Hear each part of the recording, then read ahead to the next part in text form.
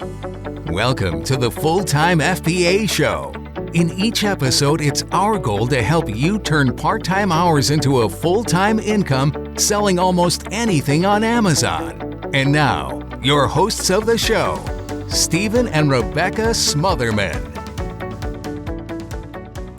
Hello there, and welcome to another episode of the Full-Time FBA Show. We are on episode number 292, and today we're going to be talking about the 3 most common times that we get stuck in our Amazon business. And here to talk about this with me today is Stephen, the guy I'd most like to be stuck with anywhere.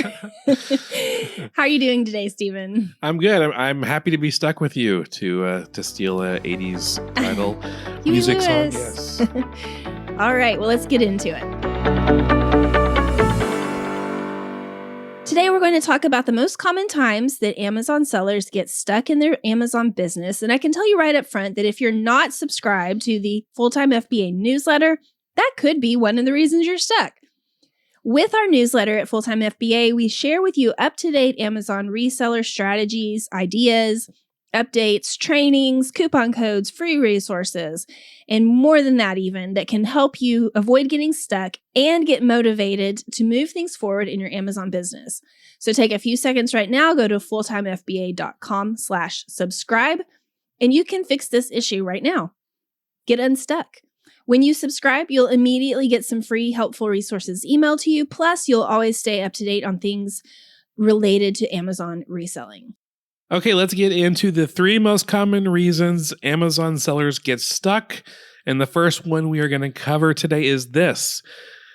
Many people hear about the incredible opportunity there is being a third-party seller on Amazon, and they start to hear about how they can find inventory at local retail stores or online via online stores or even buying inventory straight from wholesale brands, and they get all excited about this income making possibility, and then nothing.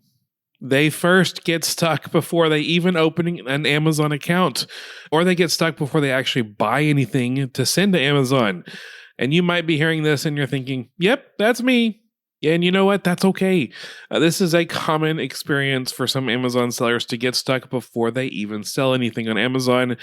And I hope you'll allow me the privilege of being honest with you. But for most people, they can see what's possible, but the more they think about it, fear simply just paralyzes them from taking any action.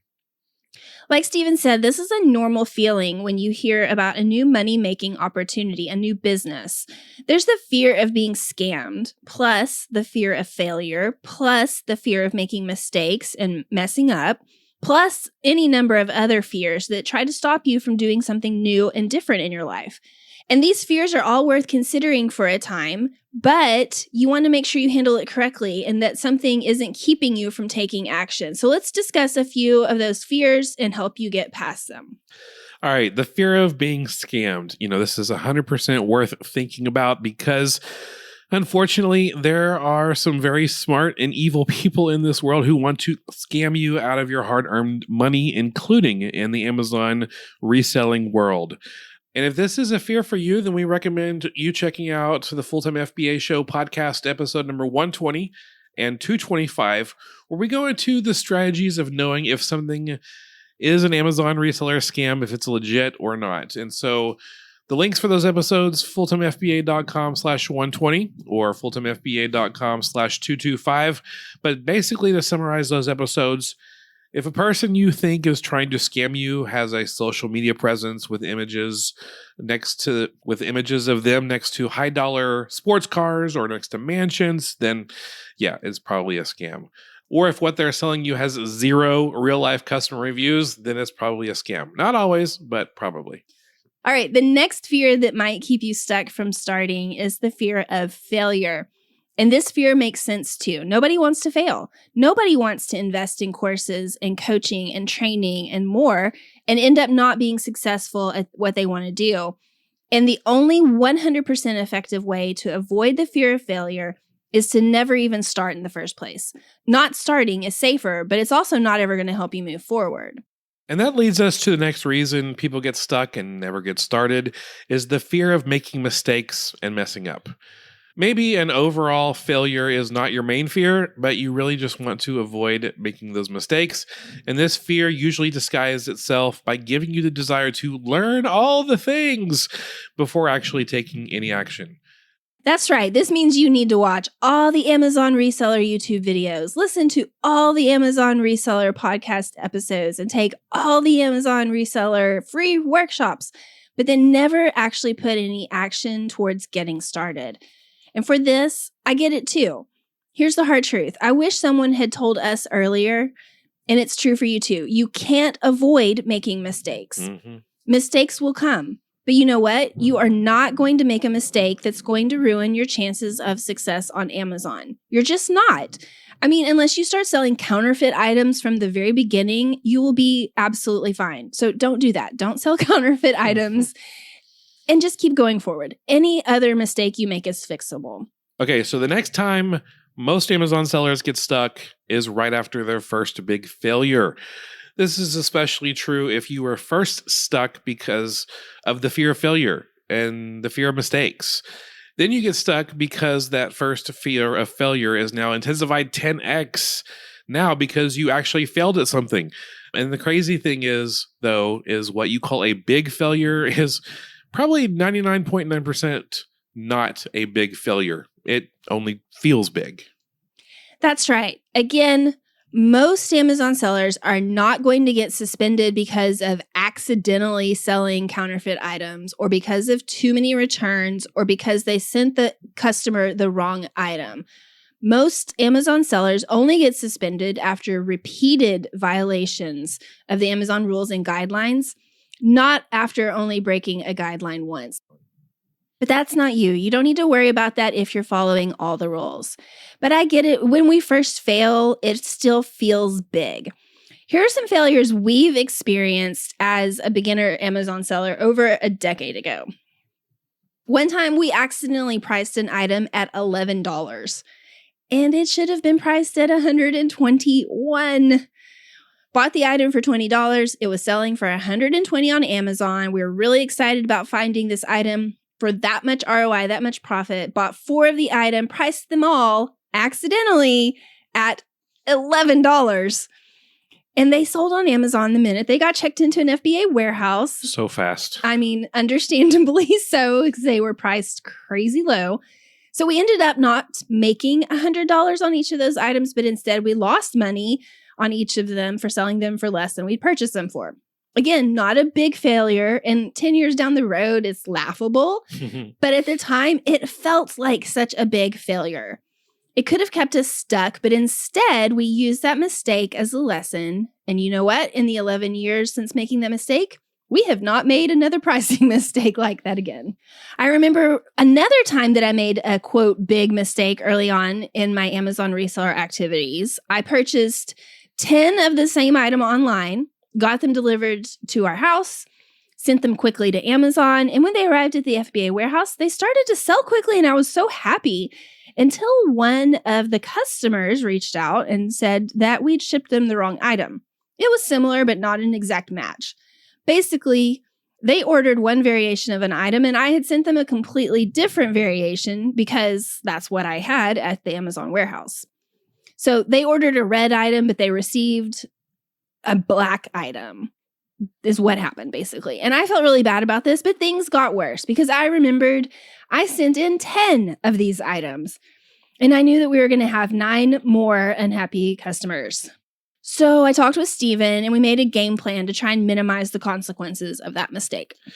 Yeah, we saw that out of the 10 incorrect items that we sent to Amazon, only 4 of them sold, so we decided to create a removal order as quickly as we could for the other 6 items that were still at the Amazon warehouse so that they would not sell. And for the other 4 customers, we sent them an immediate refund plus an additional $20 as a, quote, I'm sorry I messed up and I hope this $20 makes up for the inconvenience fee. We reached out to them and told them what happened, that we accidentally sent you the wrong item. Here's a refund plus $20 for the inconvenience. And we also told them that they could keep the wrong item and do whatever they wanted to with it. Keep it, donate it, gift it, whatever. Now, this might sound like going overboard, but when it comes to selling on Amazon, you want to do whatever it takes, within Amazon guidelines, of course, to avoid negative feedback. Negative feedback causes you to lose a percentage of time in the buy box, and that will cause you to lose out on sales until you can get more positive feedback to make up for that negative feedback. Especially as a beginner, you want to avoid negative feedback as much as possible. So, in our opinion, it is worth going overboard to try to make up for your mistakes. Because, yes, it's going to cost you. You're going to be out the cost of the item, out the profits, out the $20 inconvenience fee. But in the long run, it's worth every penny to try and avoid negative feedback. And like Steven said earlier, did I ever make that mistake again? No. I learned from it, improved our processes, and we recovered. Even though it felt like a big mistake at the time, it was not, and we recovered. Right, but sometimes making mistakes like that for the first time might cause you to worry about making more mistakes, and that will cause you sometimes to stall out your progress in your Amazon business. It might cause you to get stuck, but don't let it. Like I've said before, and it involves a made-up word, so I love it, everything is figure-outable. If you make what feels like a big mistake, just put some thought into it. You can figure it out. And if you're one of our full-time FBA coaching clients, then you can bring your mistakes to our bi-weekly coaching calls, and we can brainstorm together how we can best fix this mistake together. Okay, the next most common time that Amazon sellers get stuck in their Amazon business is the first time that you experience plateaued profits. You start off, you start selling, you start growing, but then the growth stops happening and your profits plateau or they level off. And many times, Amazon sellers will think, what am I doing wrong? How can I fix this? And even, are my sales going to start dropping next? These questions all make sense and they're normal for any business. But if you don't know the answers to these questions, it could really cause you to get stuck and stay stuck in your Amazon business. So let's answer these questions real quick, each of those. And there's more that we can go into, but for the sake of this podcast, let's just do some quick answers. So, Steven, my profits have plateaued. What am I doing wrong? So it's not that you're doing anything wrong overall, probably, but you might not be doing other things that you could do to continue to increase your profits. So what can I do to fix this? Well, that depends on what you're doing now, but basically it's like the old saying, what got you here won't get you there. So maybe it's time to improve your sourcing skills or branch out to new sources for your inventory or trying other sourcing strategies. Things like this can help your sales and profits continue to grow and not plateau, and we can help you with that. Well, are my sales going to start dropping now? I mean, it's very possible if you don't make the right changes, then your sales could remain steady or not really grow, or they could start dropping. But they probably won't miraculously start growing again if nothing changes. But these issues really do need a more focused coaching session to help you bust out and start increasing your profits again. And we've got some options when it comes to getting the kind of coaching that you need to get unstuck. You know, we've got our full-time FBA coaching program, which is a 6 to 12 month coaching intensive that includes 3 to 5 of our most popular and helpful courses paired with bi-weekly coaching calls, where you get more strategic and situation-specific coaching. You can find out more about that at fulltimefba.com/coaching. Now, if you're not a beginner and you need more advanced, focused help with boosting your sales and profits, we are just opening up our Power 30 sessions, especially for 30-minute bi-weekly one-on-one coaching sessions that cover the span of 6 months. With this 6-month package, we can help you with multiple strategies to rescue your sales from their current plateau. You can sign up for that package at fulltimefba.com/power30. And one last option is signing up for a one-time power hour with me, where we'll get on a call for an hour and I'll help you diagnose, suggest the best action plan for you to go through to get your Amazon sales growing again. So to check that out, fulltimefba.com/power hour. So I know we just threw a bunch of links at you, so we'll be sure to put them all on our show notes page for this episode at fulltimefba.com/292. No matter what your problem you're experiencing in your Amazon business, we hope that this episode has given you the right action steps in order to reclaim that growth in your Amazon sales and profits for your Amazon business. Thank you so much for joining us for this episode of the Full-Time FBA Show. As always, all of the links that we mentioned along with the show notes can be found at fulltimefba.com/292 because we're on episode number 292. And next week on the Full-Time FBA Show, we're going to be breaking down individual seller account or professional seller account. What are the differences? Which one is better? You might think you already know the answer, but I think it's still worth listening to because we might open some eyes to which one is actually better for you as an Amazon seller, individual or professional. We'll get into it next week on the Full-Time FBA Show. That's all for this episode of the Full-Time FBA Show. So head over to fulltimefba.com/podcast, where you'll find the show notes and links from this episode. While you're there, subscribe to our newsletter where you'll get several free downloads of our popular and helpful Amazon FBA resources. Now, take action on what you've learned today so you can find success at turning part-time hours into a full-time income with Amazon FBA.